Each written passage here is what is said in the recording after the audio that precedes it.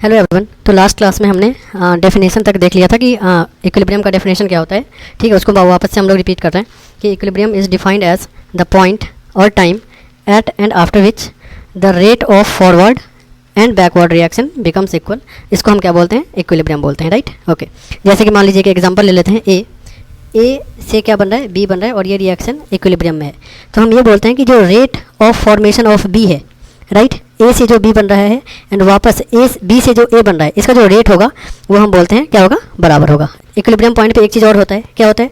तो at equilibrium point, मतलब at equilibrium अगर हम बात करें कि इक्विलिब्रियम पे और क्या होता है, तो हम बोलते क्या है कि इक्विलिब्रियम पे जो है जो कॉन्सेंट्रेशन है ना, कॉन्सेंट्रेशन ऑफ रिएक्टेंट और प्रोडक्ट का जो कॉन्सेंट्रेशन है वो क्या हो जाता है? कांस्टेंट। एट इक्विलिब्रियम हम ये बोलते हैं कि concentration of reactant and product और रिएक्टेंट का जो कॉन्सेंट्रेशन है, reactant and product becomes constant, या फिर हम बोलते हैं इज कांस्टेंट। इक्विलिब्रियम पे रिएक्टेंट और प्रोडक्ट का जो कॉन्सेंट्रेशन है वो क्या हो जाता है? कांस्टेंट हो जाता है। ठीक है, चलिए इक्विलिब्रियम को हम लोग ग्राफ के रिस्पेक्ट में ग्राफ के हेल्प से एक बार समझ लेते हैं, है ना। दो कंडीशन यहाँ पे लेंगे। पहला कंडीशन है केस वन में हम ये देखेंगे कि रेट वर्सेस टाइम में इक्विलिब्रियम को कैसे समझा जाए, और दूसरे केस में हम लेंगे कॉन्सेंट्रेशन वर्सेस टाइम में जो है इक्विलिब्रियम को हम किस तरह से समझ सकते हैं। तो सबसे पहला है हमारा रेट वर्सेस टाइम। आपके पास कुछ ग्राफ्स होंगे, आपको ये देख के बताना है कि कौन से ग्राफ में इक्विलिब्रियम अटेन होगा और कौन से ग्राफ में इक्विलिब्रियम अटेन नहीं होगा, राइट। ओके, तो पहला ग्राफ कुछ इस तरीके से है, ये पहला ग्राफ है। दूसरा ग्राफ जो है ये भी रेट वर्सेस टाइम का ही होगा, रेट वर्सेस टाइम, और ये ग्राफ कुछ ऐसा है।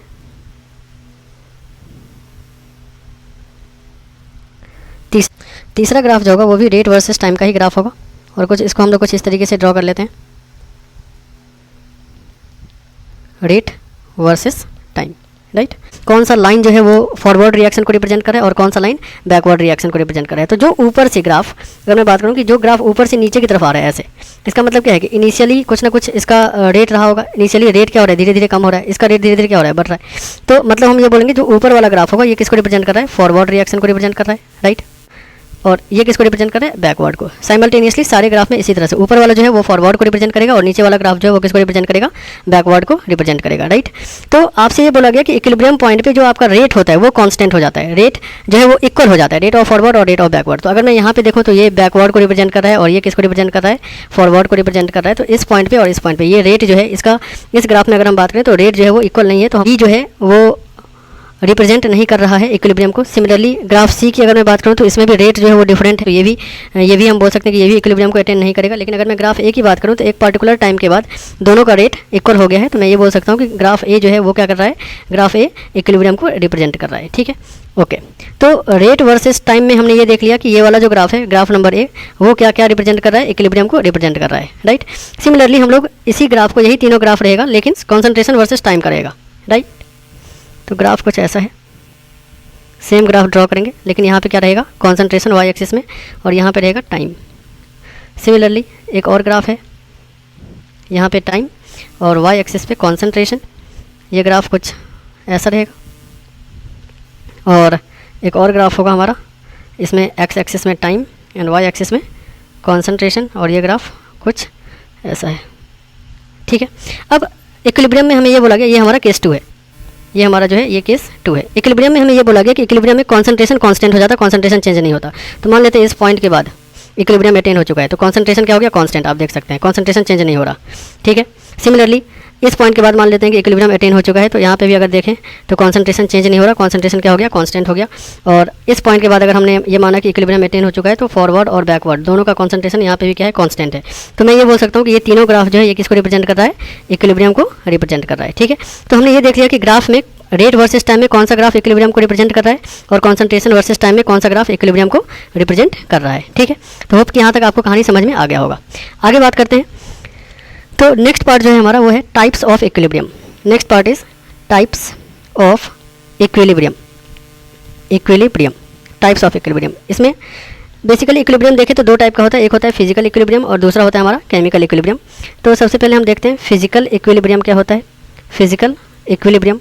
इसमें हम ये बोलते हैं कि एक ऐसा फिजिकल, नाम से पता चल रहा है कि एक ऐसा प्रोसेस, एक ऐसा फिजिकल प्रोसेस जिसमें इक्विलिब्रियम अटेन हो चुका हो। ठीक है, तो हम ये बोलते हैं कि फिजिकल इक्विलिब्रियम एक ऐसा इक्विलिब्रियम है जिसमें इक्विलिब्रियम जो फिजिकल प्रोसेस में अटेन हुआ हो। तो हम बोलते हैं equilibrium is established in physical process. इसका मतलब हो गया कि या तो फेज़ चेंज हो रहा है, फेज़ ट्रांसफॉर्म हो रहा है, ट्रांसफॉर्मेशन, फेज़ ट्रांसफॉर्मेशन में इक्विलिब्रियम अटेन हो गया, या फिर हम बोल सकते हैं कि एलोट्रॉपिक चेंज हो रहा है। एलोट्रॉपिक चेंज कहने का मतलब क्या हुआ कि ग्रेफाइट से जैसे डायमंड का चेंज हो गया, या फिर ग्रेफाइट से डायमंड से ग्रेफाइट का चेंज हो गया। और फेज़ ट्रांसफॉर्मेशन का मतलब हो गया जैसे वाटर है, वाटर सॉलिड है, सॉलिड से किस में कन्वर्ट हो गया, ये वाटर, ये लिक्विड में कन्वर्ट हो गया। सिमिलरली अगर मैं बात करूँ H2O जो कि वेपर फेज़ में है, वो किस में कन्वर्ट हो गया, वो सॉलिड लिक्विड में कन्वर्ट हो गया, इस तरह से हम बोल सकते हैं। या फिर कार्बन जो कि डायमंड फॉर्म में है, वो किस में कन्वर्ट हो गया, वो कन्वर्ट हो गया ग्रेफाइट में। तो ये सब हमारा क्या हो जाएगा, फिजिकल इक्विलिब्रियम हो जाएगा, राइट। ओके, उसी तरह से दूसरा पार्ट हमारा है chemical equilibrium. Chemical equilibrium, chemical equilibrium. Chemical equilibrium के बारे में अगर मैं बात करूं तो मैं ये बोल सकता हूं कि इक्विलिब्रियम एस्टैब्लिश्ड, मैं ये बोल सकता हूं कि equilibrium established for chemical process या केमिकल रिएक्शन। एक केमिकल रिएक्शन में अगर इक्विलिब्रियम एस्टैब्लिश होता है तो उसको हम क्या बोलते हैं, केमिकल इक्विलिब्रियम बोलते हैं। जैसे कि N2 + 3H2 क्या बनाएगा, ये बनाता है 2NH3। इस दोनों के बीच में क्या हो रहा है, इक्विलिब्रियम मेंटेन हो रहा है रिएक्टेंट और प्रोडक्ट के बीच में।